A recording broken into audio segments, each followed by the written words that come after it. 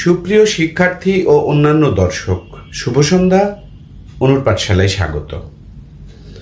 যে সকল বাংলা শব্দের বানানে ওকার না দিলে অর্থের বিভ্রান্তি দেখা দিতে পারে, সেক্ষেত্রে ওকার দেয়াটাই শ্রেয়।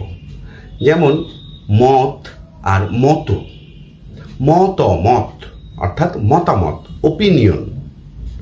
এ বিষয়ে তোমার মত কি? আবার ম তয় ওকারে তো মতো, মানে অ্যালাইক, শিশুটি দেখতে তার মায়ের মতো।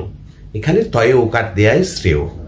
নইলে মত লিখলে মতামত অর্থের বিভ্রান্তি সৃষ্টি হতে পারে।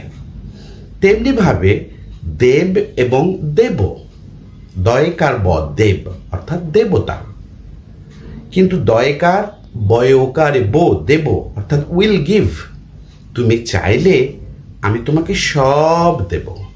দয়কার বয়কারে বো, এখানে ওকারটা ব্যবহার না করলে দেব অর্থাৎ দেবতা অর্থে বিভ্রান্তির সৃষ্টি হতে পারে। আশা করছি সকলের কাছে এই বিষয়টা পরিষ্কার হয়ে গেছে। আচ্ছা দর্শক শ্রোতা, আপনারা বলুন তো, কেন শব্দটার বানানে দন্তনয়ে ওকার দিয়ে কেন আমরা লিখছি? কেন? ব্যাকরণ সঙ্গত কোনো কারণ কারো জানা থাকলে আমাকে দয়া করে অবশ্যই কমেন্টে জানাবেন।